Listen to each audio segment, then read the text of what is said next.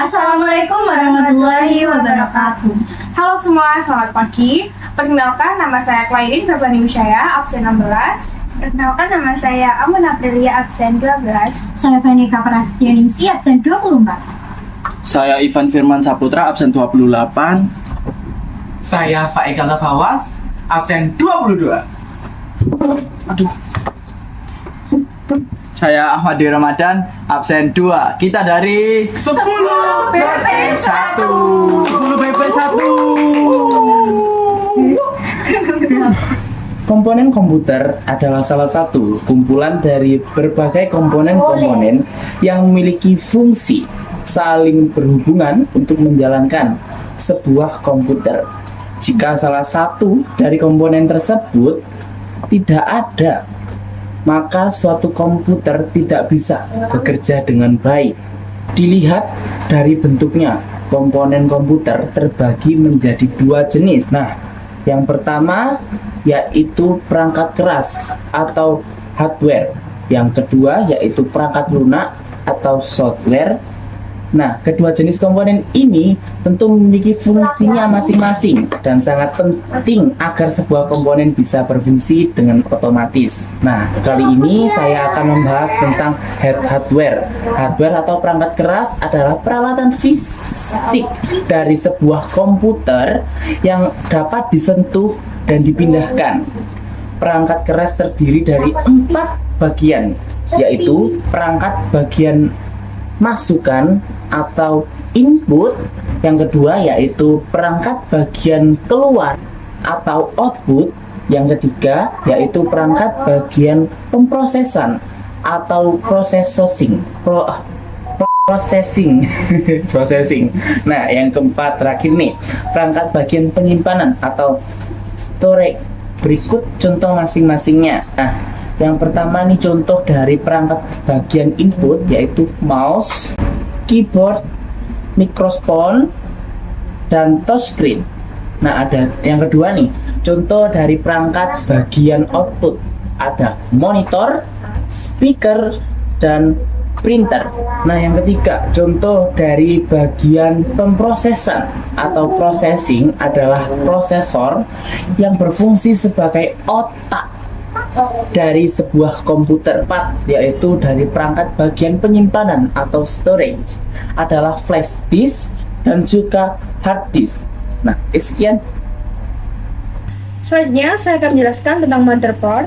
Pada dasarnya, pengertian motherboard adalah papan sirkuit yang ada pada PC atau laptop untuk menghubungkan suatu komponen di dalam perangkat, mulai dari memori atau RAM, prosesor atau CPU, kartu video atau grafis, serta hard drive.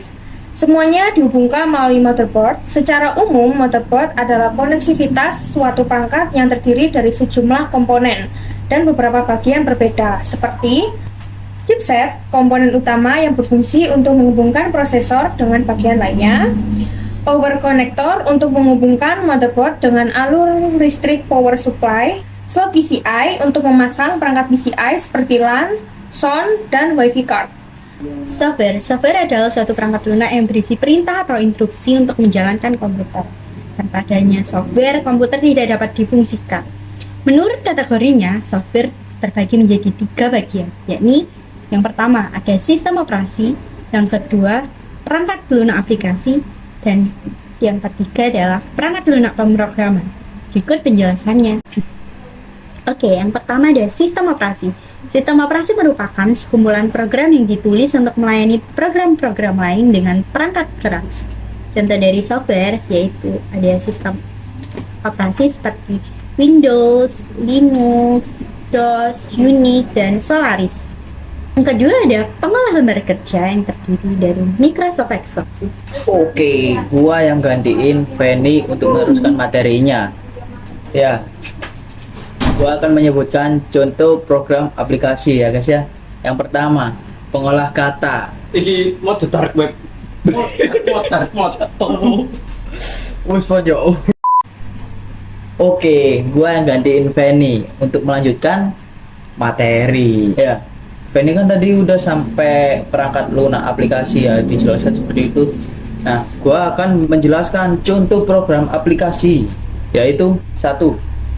pengolah kata atau word processor. Nah, di pengolah kata ini ada beberapa contoh ya. Ini Notepad, WordStar, Microsoft Word, WordPerfect, dan Ami Pro ya guys ya. Yang kedua, pengolah lembar kerja. Nah, pengolah lembar kerja ini juga ada beberapa aplikasi atau contoh yang fungsinya untuk melakukan atau mengolah sebuah lembar kerja, yaitu Lotus 123, Microsoft Excel, Quadro Pro, dan OpenOffice Calc. Nah, untuk yang ketiga yaitu pengolah basis data. Pengolah basis data aplikasinya apa aja sih? Ini ada Microsoft Access, Base, MySQL, SQL Server.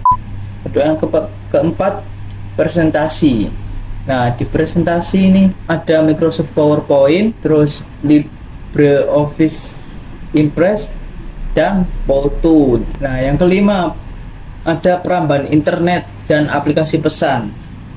Nah, biasanya digunakan untuk seperti Google atau YouTube atau ya yang lain sebagainya. Nah, contoh aplikasinya yaitu Microsoft Edge, Google Chrome, Opera Mini, WhatsApp, Zoom, Google Meet, Cisco WebEx, and Telegram. Perangkat lunak pemrograman.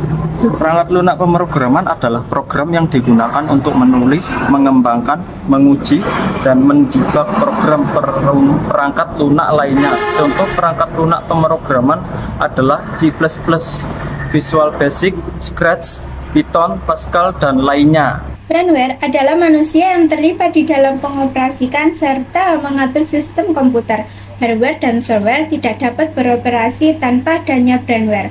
Artinya, ketiga komponen itu harus saling bekerja sama agar sebuah sistem komputer dapat bekerja dengan sempurna. Kendati begitu, untuk dapat merancang sebuah sistem interaksi manusia dan komputer yang sempurna, maka perancang tidak saja harus mengetahui aspek teknis dari sistem komputer tersebut, tetapi juga harus mengerti bagaimana manusia mengolah informasi berdasarkan tingkat pengoperasikan komputer. Brainware bisa digolongkan menjadi 1. Analisis adalah orang yang bertanggung jawab dalam merancang, menentukan, serta memberikan rekomendasi sistem atau software. 1. Analisis adalah orang yang bertanggung jawab dalam merancang, menentukan, serta memberikan rekomendasi sistem atau software. Apa yang cocok untuk kebutuhan bisnis perusahaan? Seorang analisis harus memiliki 4 keahlian khusus, yaitu keahlian dalam memahami kebutuhan perusahaan, sehingga seorang analisis bisa mengidentifikasi sistem komputer apa yang bisa memenuhi kebutuhan tersebut. Keahlian teknikal adalah keahlian dalam memahami sistem informasi komputer dan teknologi. Keahlian ini mengharuskan seorang analisis menguasai bahasa pemrograman, sistem operasi dalam komponen hardware. Keahlian manajerial adalah keahlian dalam mengendalikan proyek, sumber daya, faktor risiko, dan potensi ancaman. Keahlian interpersonal adalah kemampuan berkomunikasi dengan penggunaan sistem yang lain seperti programmer, administrator, dan user. 2. Programmer. Programmer adalah orang yang menguasai berbagai macam bahasa programan sehingga ia mampu menciptakan sebuah program komputer. 3. Administrator. Administrator adalah orang yang bertanggung jawab mengatur serta mengendalikan program komputer dan juga jaringan komputer. 4. Operator. Operator adalah orang yang mengoperasikan komputer atau biasa disebut juga sebagai user. Operator hanya bisa menjalankan aplikasi komputer yang diperbolehkan oleh administrator. 5. Teknisi. Teknisi adalah orang yang bertanggung jawab memelihara komponen hardware serta memperbaiki jika ada kerusakan hardware dalam sistem komputer. Brainware termasuk bagian yang sangat penting dari sebuah sistem komputer. Hardware komputer tidak akan dapat bekerja tanpa adanya software, sedangkan software dan hardware tidak dapat bekerja tanpa adanya brainware. Terima kasih telah Menonton. Semoga bermanfaat.